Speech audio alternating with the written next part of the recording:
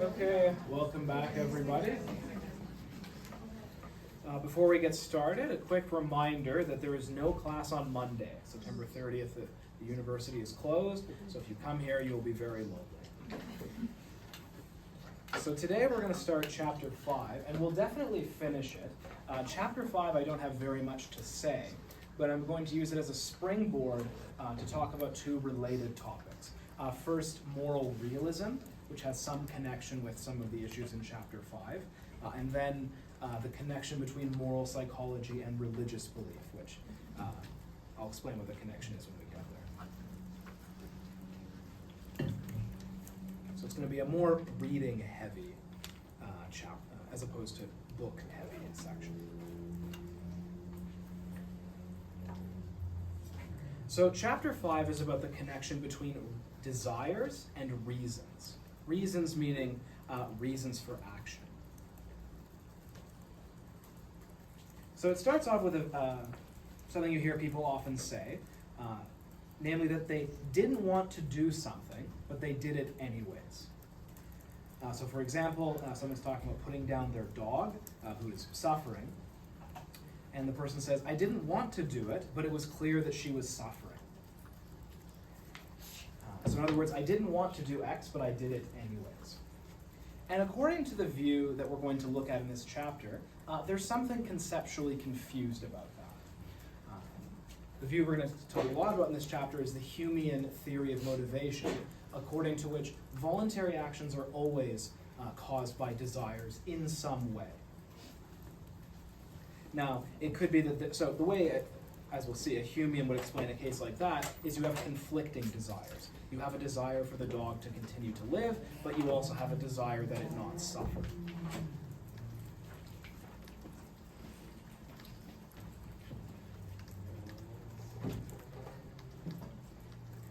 The chapter starts off by talking about a couple of different types of reasons. I'll tell you right now, don't worry too much about these. I'm just going to explain them so the rest of the chapter makes sense, but don't stress about the different terms for reason. So it starts off by talking about practical reason, or practical reasons, and these are reasons for action. In the prior chapter, we talked about prudential reasons and moral reasons. Those would both fall under this very broad umbrella. We'll see later in the chapter a distinction is made between motivating reason and normative reason. Those would also fall under practical reason. So practical reason is very broad. It's any reason for action. By contrast, a theoretical reason is a reason for belief. So a reason to believe something.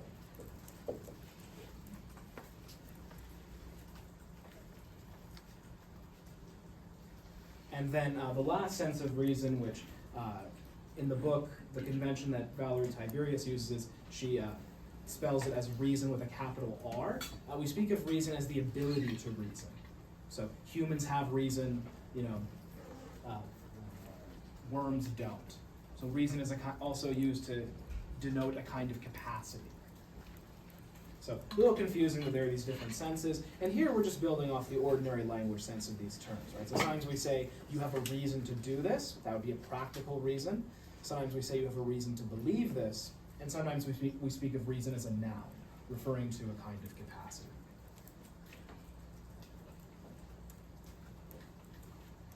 The bulk of this chapter is devoted to this kind of reason, practical, different sorts of practical reasons.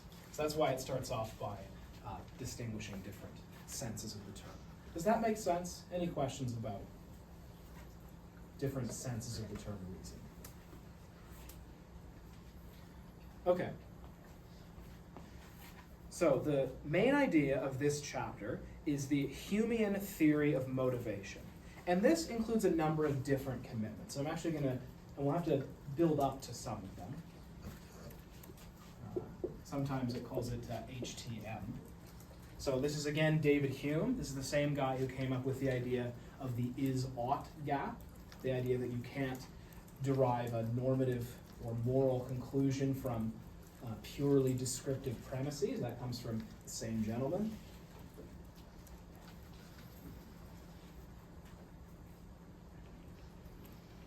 So, as I say, this involves a number of different things. The first one is a certain conception of beliefs and desires. And it's good to have a sense of what Humeans usually mean by beliefs and desires.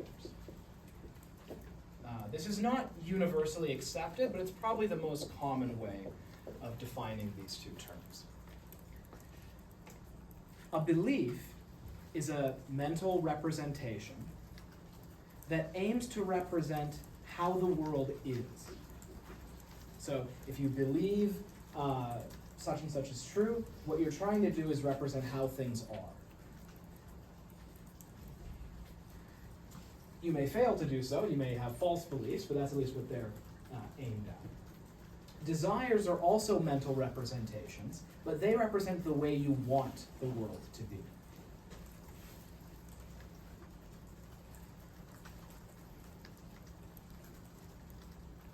So for example, let's say I feel cold, and I believe that the window is open. So my mental representation that's a belief would be, I represent that the window is open. That's what I think the state of the world is. My desire would be, I desire that the window be closed. I'm representing a way the world could be, and it's a state of the world that I would prefer come into existence. Using these two, so you can then model how humans behave by explaining their behavior in terms of beliefs and desires. So if I go over and close the window, you would explain that in terms of my beliefs and desires. I believe it's closed now, but I want it, or I believe it's open now, but I want it to be closed. And so I walk over and close it. I don't actually feel cold, just so it's clear.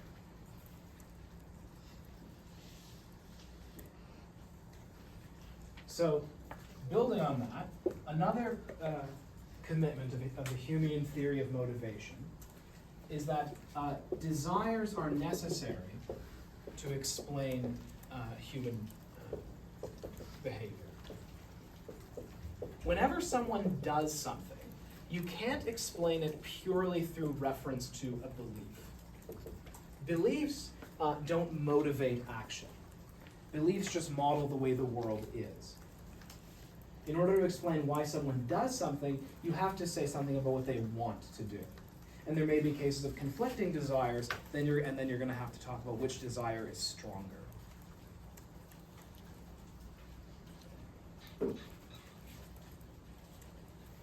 So an example, I think actually the book repeats this example towards the end of the chapter, but suppose someone decides to become a vegetarian.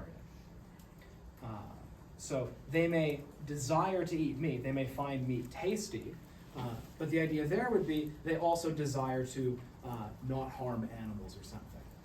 And if they decide that's the desire they want to go with, that's the one that wins out. But you have to explain it in terms of desire at some point.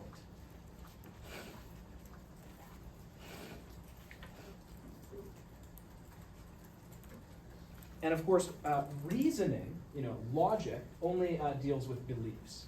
And Hume has a famous quote that it is not contrary to reason to prefer the destruction of the world to the scratching of my finger. So if someone feels perfectly fine to let the world be destroyed, and he could save the world by letting his finger get scratched, I don't know, like a demon or something comes to him and gives him this offer, you can't say that he's being irrational. You could say you don't like the desires he has, but reason is only about figuring out the state of the world. It's desires that motivate behavior.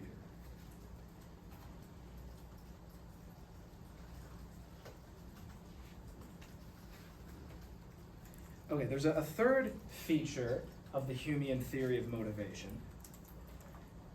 And this one we have to work up to. So, I said earlier that practical reasons can be broken down in various ways. One distinction is the one between, let me make sure, motivating reasons and normative reasons. So, Suppose that someone, eats a cheeseburger. If you say what their motivating reasons are, you're going to say something about their desires. They were hungry or whatever, they wanted the burger.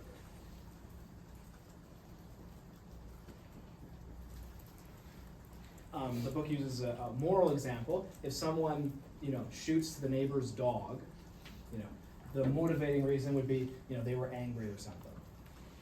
Normative reasons have to do with ethics. So if I say so-and-so had a normative reason to do it, that means I think it was morally justified. So in that case, I would say you had a motivating reason that explains why you did it, but you did not have a good normative reason. If someone, gives to charity, we'd be inclined to say, yes, you had a good normative reason.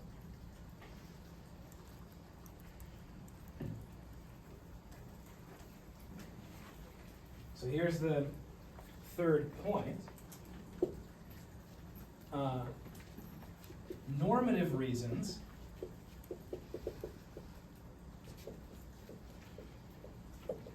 depend on motivating reasons. This is maybe the most unpleasant conclusion of the Humean theory of motivation. For Hume, moral reasons are always if-then reasons, or I should say, you could say normative reasons. If you care about human well-being, then you should do such and such. So if you care about whether or not other people suffer, then you shouldn't steal or kill or torture or whatever. If you don't care, then there's no sense in which you have normative reasons to do it. The rest of us may desire to stop you from doing what you want to do, but there's no sense in which there are moral reasons impinging on you. The fancy term for point 3 is reasons internalism. So the only sense in which there are moral reasons for action are reasons that relate to desires that you have. In other words, the reasons are internal to you. The opposing view is reasons externalism, which would mean that, there are moral reasons to do things whether or not you care about them. And that should seem like an intuitively very appealing idea.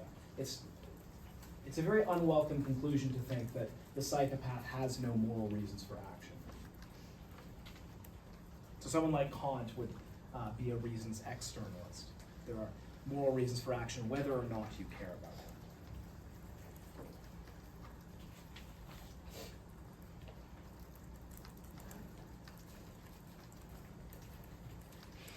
So as an example of the distinction, I'm going to show a clip from a debate. This debate is actually on moral realism, which is similar to reasons externalism. We're going to be spending more time on that after the chapter. I'm going to use this chapter to springboard onto the topic of moral realism. And so there's two gentlemen in the video, one of whom has a darker shirt, kind of a darker background. His name's Daniel Kaufman. And he is definitely a Humean. He's said as much. He would be a reasons internalist. And they're talking about why we engage in moral behavior. And the guy who spends the most time talking says, look, when I do good things, I'm not thinking, there are these external moral reasons to do it. I help people because I care about them. So it's a nice example of how a Humean thinks about this. Okay, so very provocatively put, but that's a very clear expression of something like a Humean view of motivation.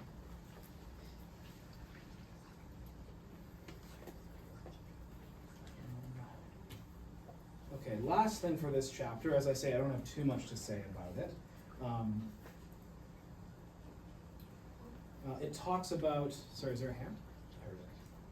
Okay. It talks about cybernetics or control theory, and this is a way of building AI systems or computer systems.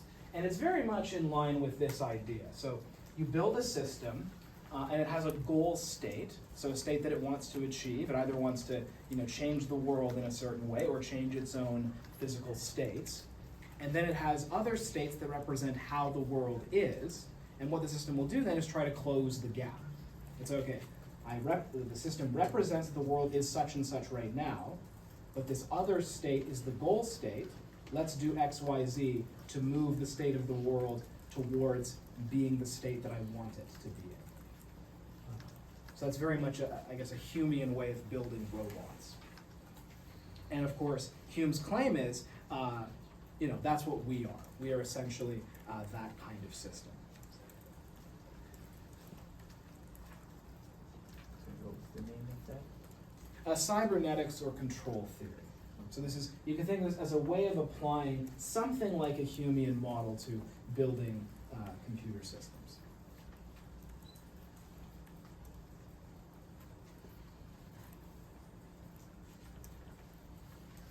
Okay. Any questions about this chapter?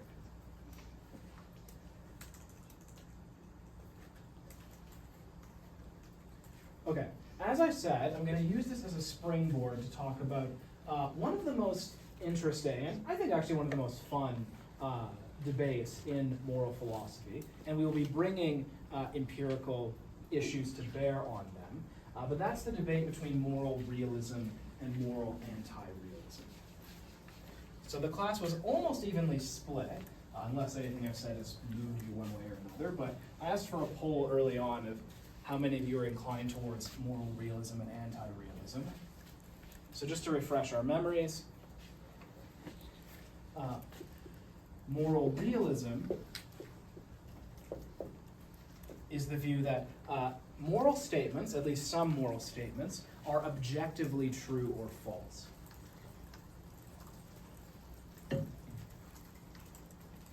Objective here means independent of human minds or human opinion. So something like, lying is wrong, killing is wrong. Those statements are true whether or not anyone believes them.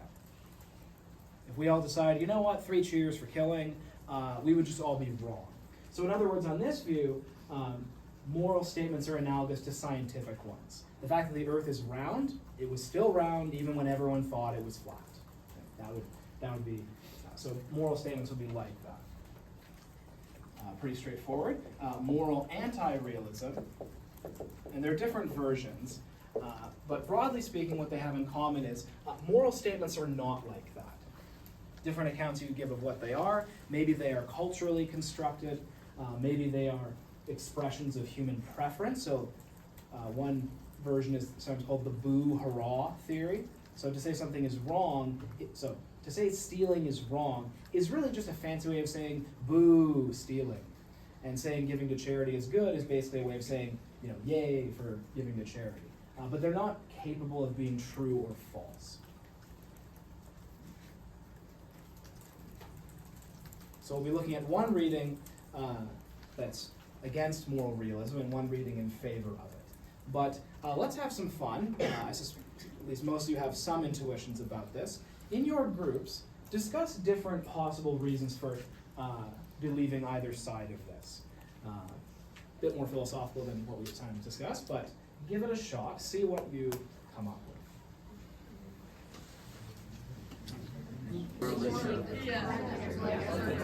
Okay, it's getting a little quiet, so I'll interject. Someone asked a good question that I'll explain for everyone.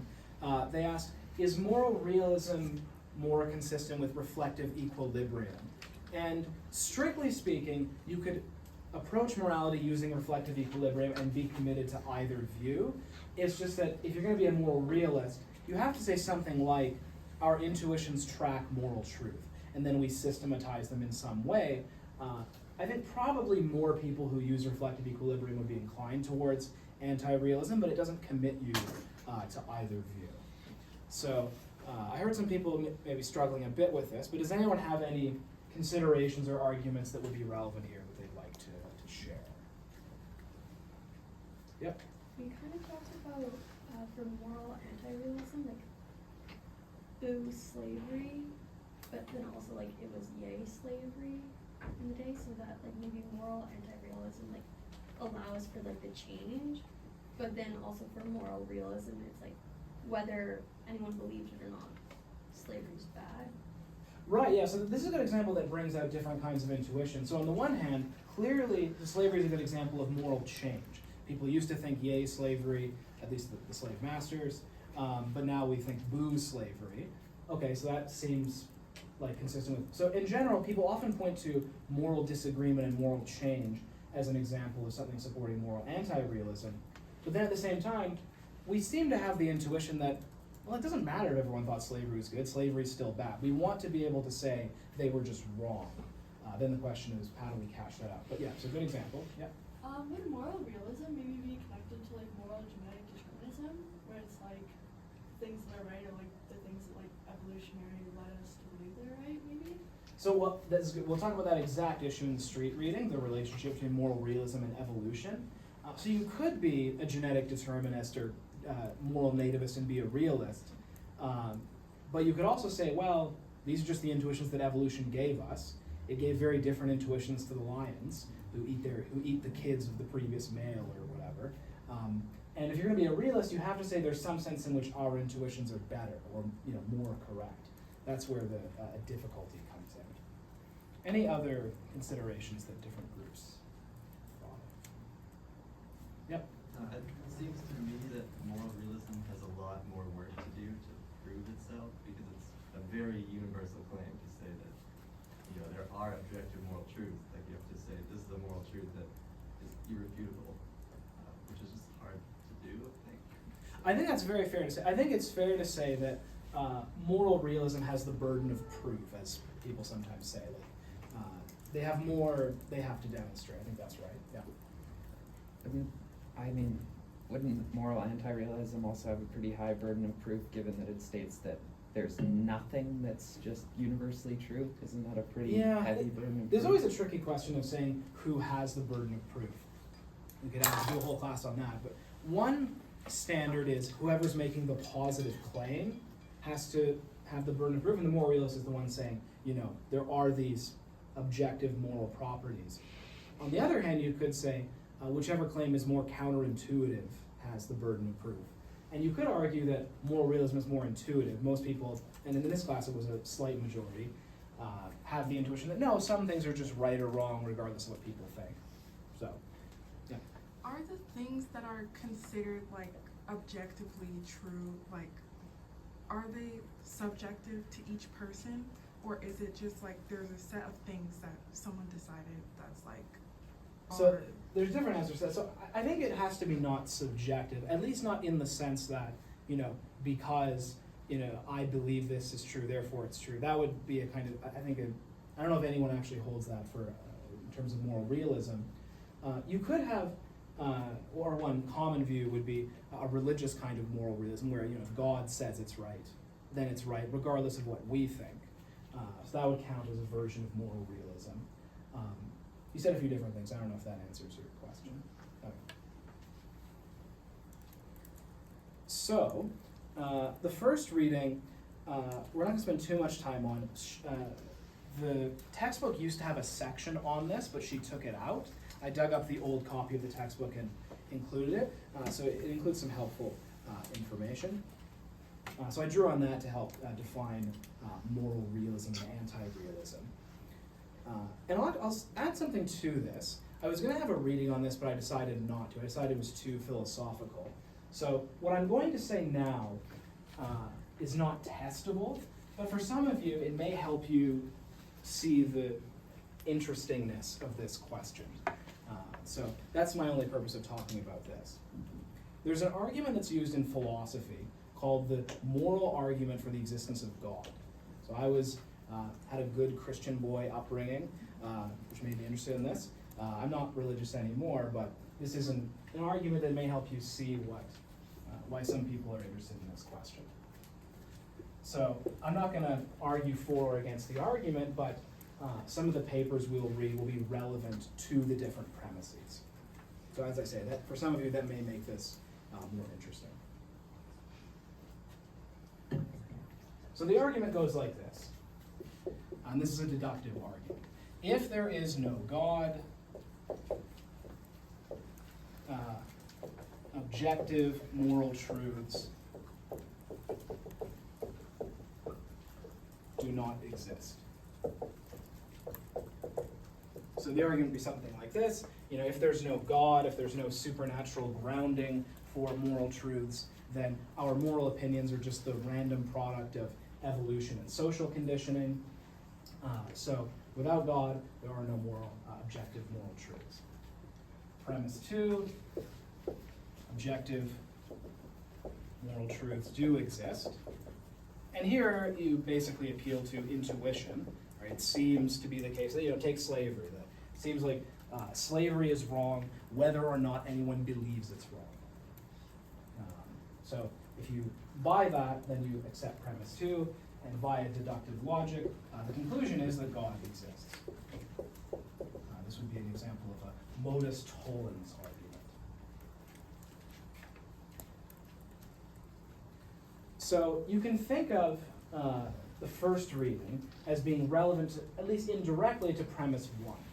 The argument in the Street paper is basically that if our moral attitudes are the product of evolution, there's no reason to believe they are objectively true. That's kind of a one sentence.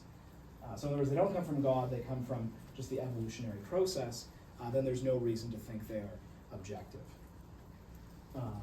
The other reading, the Harris reading, is an attempt to defend the idea that there are objective moral truths, even if there is no God. So, as I say, I won't test you on this argument, but it may help you see, help you get interested.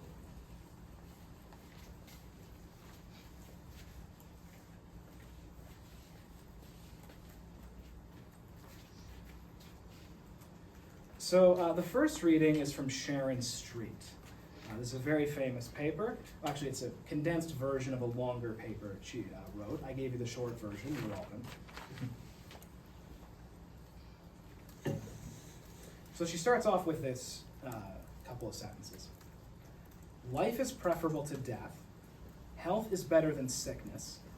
We should care for children, not harm them. Altruists should be admired and not condemned. Cheaters ought to be punished, not rewarded. And we could maybe add something like, we should increase suffering, or increase happiness, not increase suffering. So these are moral or evaluative claims that strike us with great emotional force, as Street says. They seem self-evidently true. It seems like if you deny one of these, there's kind of something wrong with you. What Street, of course, is going to argue is that we misinterpret the strength of our conviction in these statements as being evidence that they're true. What Street wants to say is they're not true in any sense, they just strike us with great emotional force. We are very strongly motivationally committed to these, but they're not objectively true. And the way she's going to argue for this is by appealing to the evolutionary origin of these beliefs. So her argument is an example of what she calls a genealogical argument, or a genealogy. A genealogy is a story about how someone came to hold a particular belief. And it's a causal story. What caused you to have a particular belief? And there are undermining genealogies. These are sometimes called debunking arguments. She calls it undermining. In the literature, though, you'll generally hear her paper referred to as the evolutionary debunking argument, but this is the term she prefers. Or you can have a vindicated genealogy. So an undermining genealogy means that the story about how you came to hold this belief should decrease your confidence decrease your confidence in the belief. She uses the example of, suppose you're asked who the 15th president of the United States was, and you say Rutherford B. Hayes. But then someone tells you, well, actually, here's a videotape. You were caused to say that by a hypnotist. A hypnotist implanted that belief in your head. If you found that out, if you're rational, you would decrease your confidence in that belief. You'd say, okay, I feel like it's true, but now I'm not so sure. Now that I know that I was caused to believe this by a hypnotist, now I'm not so sure. Now, you have to be careful when you do this. There's a certain version of this argument that's fallacious. It's called the genetic fallacy. If you reason like this is a mistake. If you say, oh, I was caused to believe that Rutherford B. Hayes is the 15th president by a hypnotist. Therefore, the claim that Rutherford B. Hayes is the 15th president is false. That would be a fallacious argument. You can't conclude that a belief is false by learning how you came to hold it. You can just say, I'm going to be less confident. Here's an analogy another example that may help. Suppose that someone believes that the earth is round, but then you look into their personal history and you find out that the only reason they believe that the earth is round is because they read it in a Spider-Man comic. So that's the cause of their belief. They kind of forgot where they heard it, but they realized, nope, that's how I learned it. And they have no other scientific training of any kind or no other reasons to believe it. Okay, that doesn't show that the belief that the earth is round is false, right, obviously. But that person, upon learning that, should decrease their confidence until they learn further information.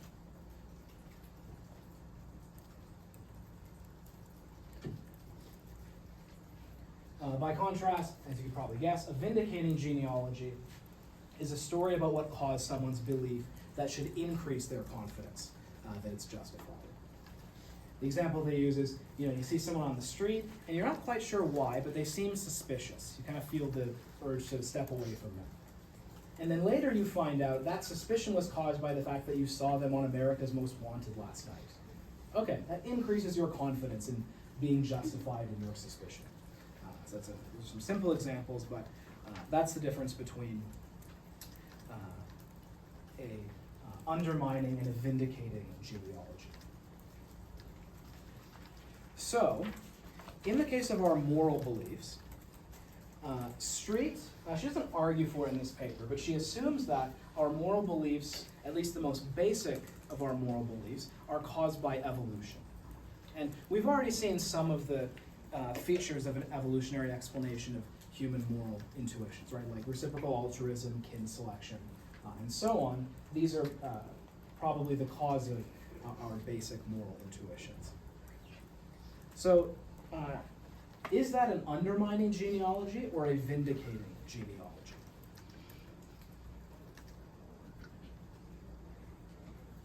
So yeah, she spent some time talking about, wanting to protect kids, especially your own, facilitates spreading your genes. There's a similar story to be told about reciprocal altruism and cooperation. So again, is that an undermining or vindicating genealogy?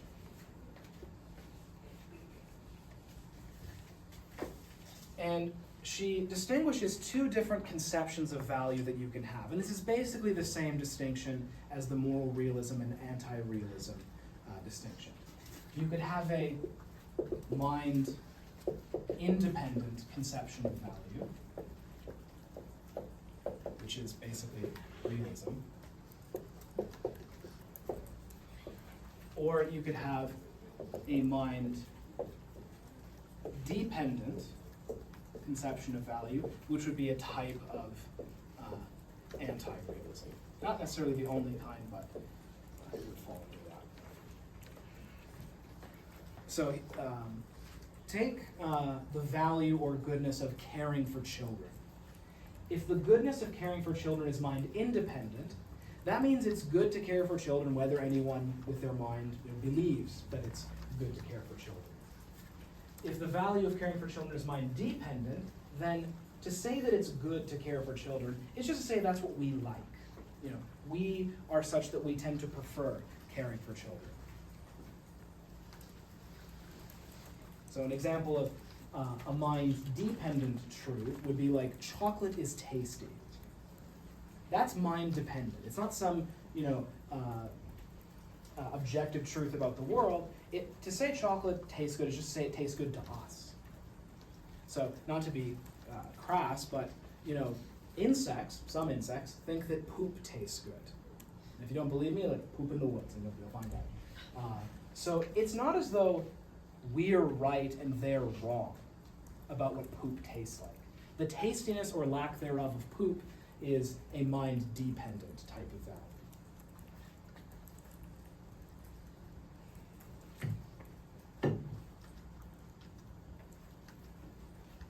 And what Street's going to say is, if you think that moral values are of this kind, the first kind, then the evolutionary origin of our moral intuitions is an undermining or debunking kind of genealogy.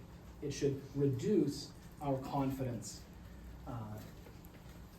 in the correctness, objective correctness of our moral intuitions. So think for a second about how evolution works. Evolution works in the following way. Different genes emerge through random mutation, and some of them give rise to traits and behaviors that increase the chances of those genes spreading. And in the case of beliefs about the physical world, there's a very easy story to tell about how facts in the physical world can exert selection pressure on which genes get spread. So for example, when lions are present, we tend to believe that they are present. If your eyes are working and you're not crazy, when you see a lion, you'll think there's a lion. Now, it's pretty obvious why that's the case. Any organism that couldn't recognize when the lions were present, they're no longer with us, and their genes are also no longer with us. So for physical facts, it's easy to see how physical facts could exert selection pressure and cause us to have the kinds of beliefs that we have. So when it comes to physical facts, the evolutionary origin of our beliefs would be a vindicating genealogy. But let's suppose for a second that these exist. Just imagine, maybe there are these mind-independent moral truths. How could they exert selection pressure on which genes get passed on? And so let's say it's just true. It's just objectively true that hurting children is bad. It's just written into, that's just a platonic, moral truth. How could that make some people pass on their genes more than others? And the answer seems to be there's no way it could do that. Even if such moral truths exist, they cannot exert selection pressure. Therefore,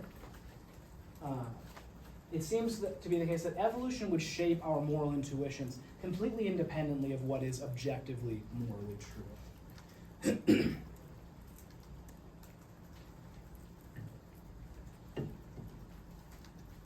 And so that's the reason that the evolutionary origin of our moral intuitions is an undermining genealogy. At least if we think that our moral intuitions track some kind of objective, mind-independent truth. So this is a bit of a tricky argument, but any questions about how Street's argument is supposed to work? Yep.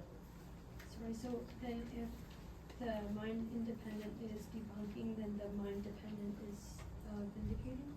I don't think she says it's vindicating, but I think she says that a mind-dependent conception of value is not affected by this argument. So you're still, if you think that value is mind-dependent, it's safe from this kind of debunking argument.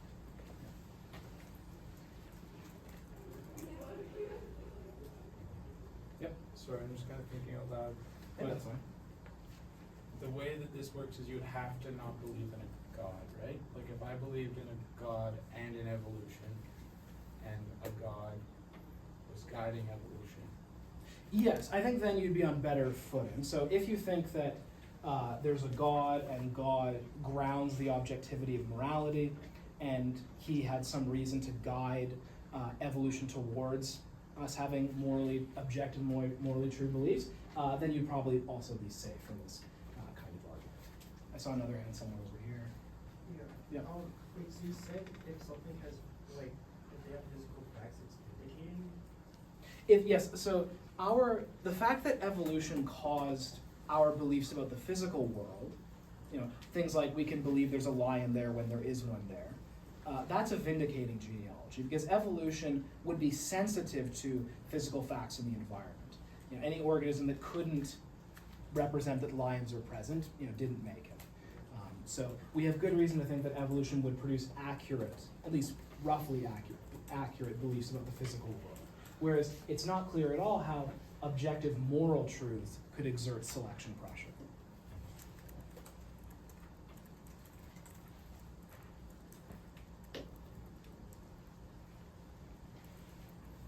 Okay.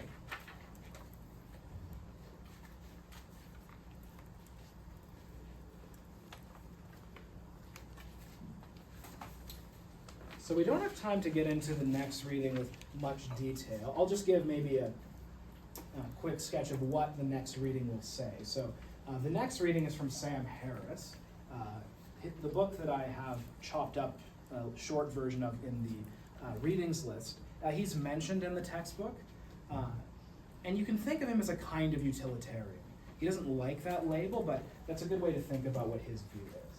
And he defends a kind of moral realism that he thinks can be true whether or not God exists. And the basic idea there is that states of well-being and suffering have intrinsic value. So the fact that happiness is good, that's not mind-dependent. At least it's not. Its goodness isn't dependent on us thinking it's good. And suffering is just bad. So if everyone suffers as much as they possibly can for as long as they can, that's just bad, whether or not anyone thinks it's bad. And he builds on this a moral view that would count as a moral realist view, where what's moral is to increase well-being, and what's immoral is to increase suffering. And since there are facts about which types of actions increase happiness and which kinds of actions increase suffering, then there are right and wrong answers to moral questions. So there's different objections and counter-objections to this, so we'll talk about that in next class. I think it's good to finish there. So I will see you all next class.